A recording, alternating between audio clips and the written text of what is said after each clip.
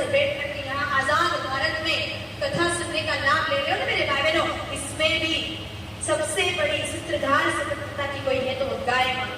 अब आप कहोगे गौ माता ने कैसे स्वतंत्रता दिलाई? हमने 15 अगस्त 26 जनवरी के दिन जब हम स्वतंत्रता सेनानियों की जयकार लगाते हैं तो आज तक कभी गाय माता की जयकार तो नहीं लगाई। फिर गाय माता ने स्वतंत्रता कैसे दिलाई? तो ध्यान रखना मेरे भाई बहनों, ये जितने भी स्वतंत्रता सेनानी थे वो सब के सब कमजोर थे, ताकि नींव की ईंट तो गाय माता ही की। असली शंखनाद जो प्रथम बार किया वो गाय माता ने किया था। कैसे? ध्यान से सुनिएगा। नाम सुना होगा आपने मंगल पांडे का, सुना? एक बार मंगल पांडे जो अंग्रेजी फौज में काम करते थे, मंगल पांडे पहले अंग्रेजी फौज में काम करते थे, सैनिक थे अंग्रेजों के। एक बार अंग्रेजी वर्दी पहन करके मार्ग से गुजर रहे थे तो उनको बड़ी प्यास लगी। देखा सामने एक कुआं है, कुएं में एक महिला पानी भर रही है। पास में जाकर के कहा, मैया बड़ी प्यास लगी है, थोड़ा पानी पिला देंगे क्या आप?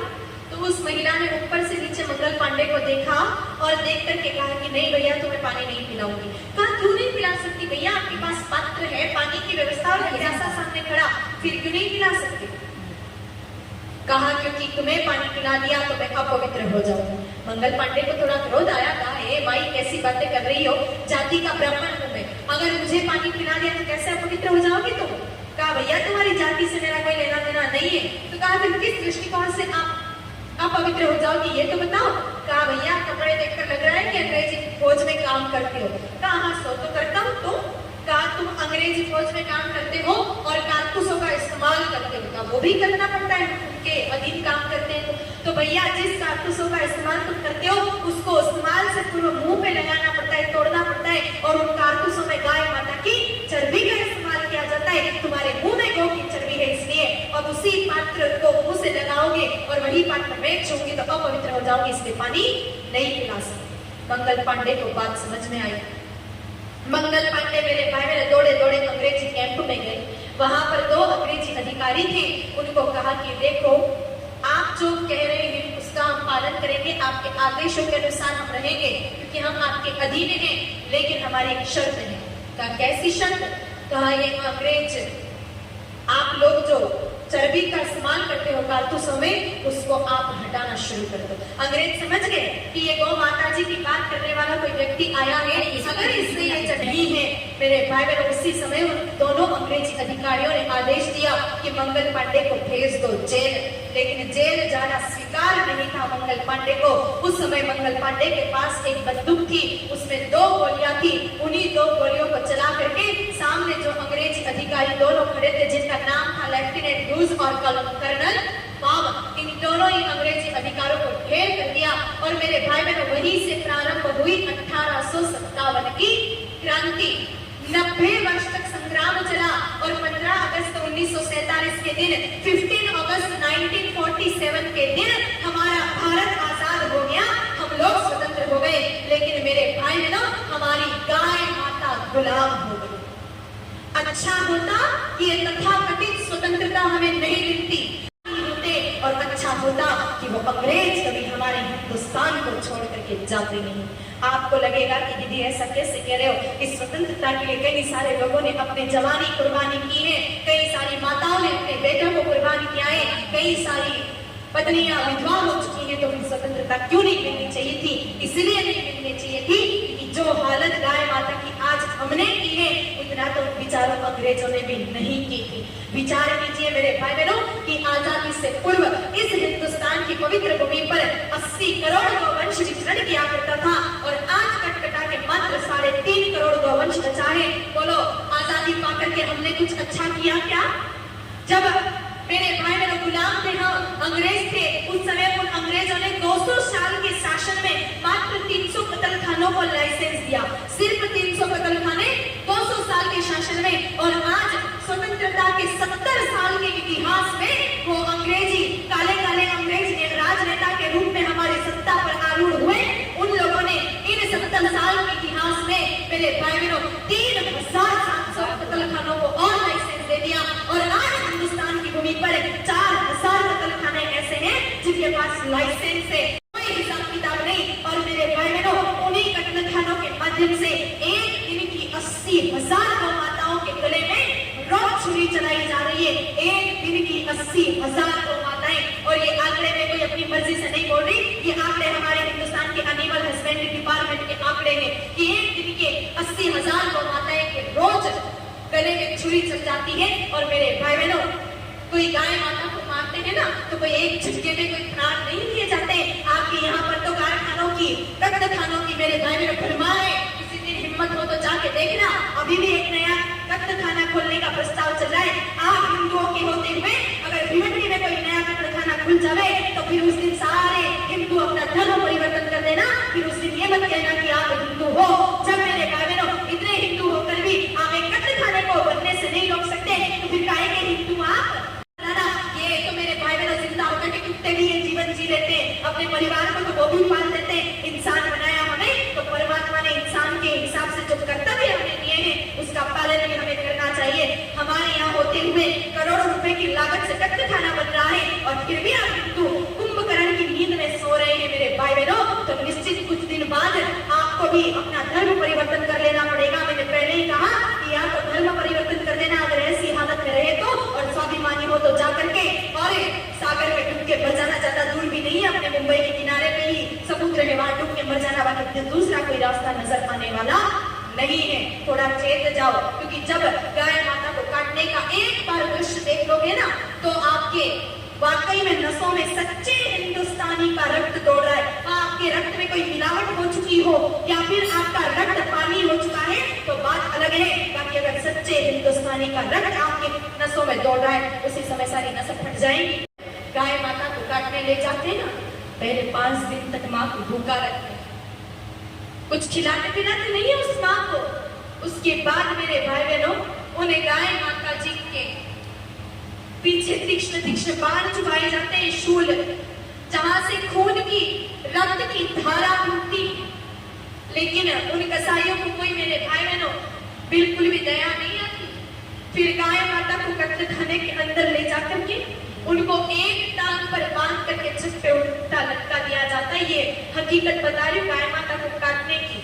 और विश्वास ना हो तो आप मोबाइल पर भी कभी स्लॉटर हाउस टाइप करके देखना, आपको सारे वीडियो मिल जाएंगे। तो गाय माता को एक टांग पर उल्टा छत पे लटका दिया जाता है। उसके बाद उन जिंदा गाय माता के शरीर पर उबलती हुई 200 डिग्री टेम्परेचर पर उबलती हुई वाष्प डाली जाती है। गाय माता भी काट दी गई है ताकि वो जितना भी खून है वो पिघल करके मांस में आ जाए। लाल मांस अधिक मूल्य में बिकता है और सफेद मांस कम मिलता है। उसके बाद मेरे भाई बहनों गले में एक कट लगाया जाता है और गाय माता का सारा खून, सारा रक्त वैक्यूम पावर से खींच लिया जाता है। और वो खून का क्या उपयोग होता है मैंने आपको बताया था। उस खून से माताओं के रक्तवर्धक टॉनिक बनते हैं, डेक्सोरेंज आर्बिटोल नाम की दवाइयां बनती है। और उसके बाद गाय माता के पास में उनकी जो पीठ पर हड्डी होती है, रीढ़ की हड्डी, और उनकी आंत, ये सब निकाल दिया जाता है। संसार में सबसे लंबी आंत होती है गाय माता की 180 फीट की। उस आंत से आपकी मिठाइयां सजेगी, उस आंत से आपके बालाजी महाराज सजेंगे, उस आंत से आपके गणेश जी सजेंगे। मिठाइयां जब हमें खानी होती है तो हमें साधारण मिठाई अच्छी नहीं लगती, हमें चांदी के बरक वाली मिठाई चाहिए, सिल्वर पेपर लगी हुई, ताकि हमारी मिठाई अच्छी दिखे। और वो चांदी का बरक बनता है मेरे भाई और गाय माता की आंत से। गाय माता के आंत के छोटे छोटे टुकड़े करके चांदी के टुकड़ों के साथ लगातार 16-18 घंटों तक लकड़ी के गत्तों से पीटते हैं। उसके बाद बनता है चांदी का बरक। उसके बाद एक गोल गोल आरा आता है और गाय माता जी के टुकड़े टुकड़े टुकड़े कर दिए जाते हैं। जो गाय माता अभी तक करुणा की, वात्सल्य की, प्रेम की, ममता की, दया की प्रतिमूर्ति थी, अब मात्र सिर्फ मांस के थपेड़ों में बच गई। जितना अच्छा मांस है वो डिब्बों में पैक करके दे दिया जाता है विदेशों में, क्योंकि हमारे इंडियन गवर्नमेंट ने, भारत सरकार ने अरब कंट्रीज से एग्रीमेंट कर रखा है कि आप हमें डीजल पेट्रोल तो हम बदले में तुम्हें गौ का मांस देंगे। तो अच्छा मांस, अच्छा चर्बी सब चलेगा एक्सपोर्ट हो करके, और उसके बदले में हम डीजल पेट्रोल खरीदते हैं उन देशों से। और जितना भी खराब मांस है, खराब चर्बी है, उस सब का क्या होता है, वो सब जाती है आप सबके घरों में। यहाँ पर बैठा एक भी व्यक्ति ये नहीं कह सकता कि मैं शुद्ध और पूरी तरह से शाकाहारी हूँ, सबके सब मांसाहारी हूँ। सुबह उठने से लगा करके शाम को सोने तक जिन जिन वस्तुओं का इस्तेमाल करते हो मेरे भाई बहनों, कहीं न कहीं गोरख का गोमांस का और चर्बी का इस्तेमाल किया जाता है। सुबह उठकर के टूथपेस्ट करते हो, टूथपेस्ट में कैल्शियम होता है जो दांतों की हड्डियों को मजबूत करता है। मेरे भाई बहनों, ये कैल्शियम बनता है गाय माता की हड्डियों के चूरे से। उसके बाद आप साबुन का इस्तेमाल करते हो, कई तरह के ब्रांडेड कंपनी के साबुन चाहिए हमें। साबुन बनाने के लिए साबुन कंपनियां गाय माता की चर्बी का रस का इस्तेमाल करते हैं। तो आपको ब्रेकफास्ट में टोस्ट चाहिए, ब्रेड चाहिए, ब्रेड में भी आंशिक रूप से कहीं न कहीं बेकरीज के आइटम चाहिए, उसमें भी कहीं न कहीं आंशिक मात्रा में मेरे भाई बहनों गौ चर्बी का इस्तेमाल किया जाता है। बड़े बड़े घरों के बच्चों को बड़ी बड़ी चॉकलेटें खानी है, नेस्ले मंच, डेयरी मिल्क जैसी, और इन चॉकलेटों का स्वाद बढ़ाने के लिए मेरे भाई बहनों गौ माता की चर्बी का और घोड़े की चर्बी का रस इस्तेमाल किया जाता है। उसमें आप लोग लिपस्टिक लगाते हैं, लिपस्टिक में गाय माता की चर्बी का इस्तेमाल किया जाता है। उसके बाद आप चाय पीते हैं, जब तक चाय नहीं पीते 2 कटोरे तब तक हमारी नींद नहीं खुलती।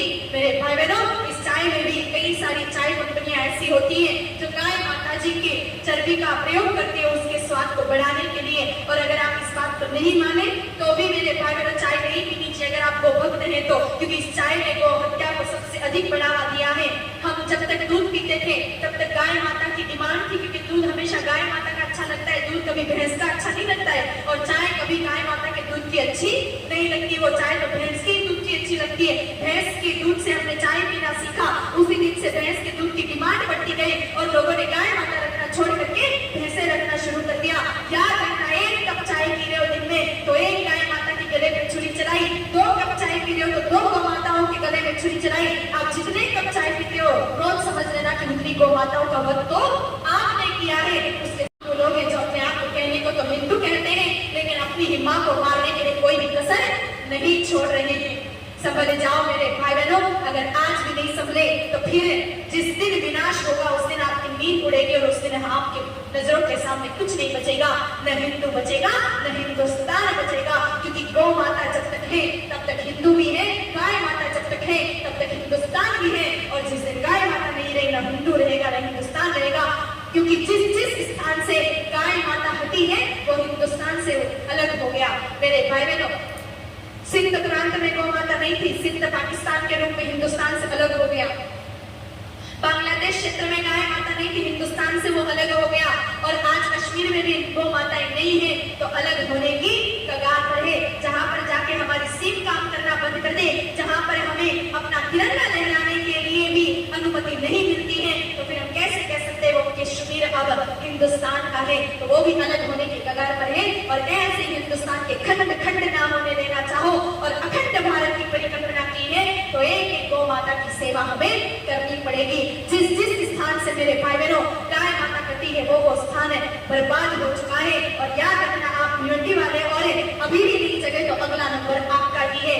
याद करो 2001 के दौर में गुजरात के कच्छ भूज क्षेत्र में भूकंप आया था। सिर्फ उसी क्षेत्र में भूकंप आया जहां से गाय माता को काटने लिए ले जाया जाता था। कांडला बंदरगाह वाला जो गोधरा वाला मार्ग था, सिर्फ उसी पर भूकंप आया जहां गौ माता का वध होता था। अगर इतनी पुरानी बात याद ना आवे तो याद करो मेरे भाई बहनों, अभी 2 साल पहले नेपाल पूरा बर्बाद हो गया था। नेपाल में त्रासदी आई, क्यों? क्योंकि 2 लाख गौ माताओं को एक साथ बलि दी गई तो सारा नेपाल बर्बाद हो गया। और इतनी भी पुरानी बात याद ना रहे तो गत जो बारिश का समय गया उसमें पूरे केरल की क्या हालत हुई थी? 50 साल पीछे चला गया केरल।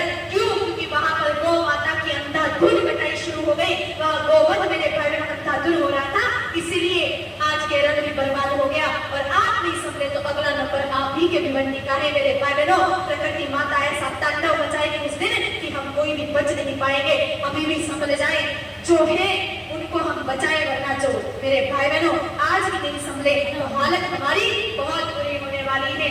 याद रखना, 7 दिन की गौ कथा सुनने से कोई गौ रक्षा नहीं होगी। मैंने बार बार आपको कहा है, यहाँ पर बैठ करके और गौ कथा सुनने के बाद संकल्प लेना पड़ेगा कि एक गौ माता जी की सेवा हम अपनी तरफ से करेंगे। सेवा के कई सारे मेरे भाई बहन प्रकल्प है, मैंने आपको हर प्रकल्प बताया। सबसे पहले तो सबसे अच्छा उपाय ये है कि हम घर में गाय माता को ला करके बांधे। कुछ भी संसार में असंभव नहीं है, ये बात कान खोल के मनोरंजन करना है। सिर्फ एक उद्देश्य है कि हो गई है पीर पर्वत सी पिघलनी चाहिए, हो गई है पीर पर्वत सी पिघलनी चाहिए, इस हिमालय से भी कोई गंगा निकलनी चाहिए। सिर्फ हमका हाथ खड़ा करना मेरा मकसद नहीं, चाहते हैं इस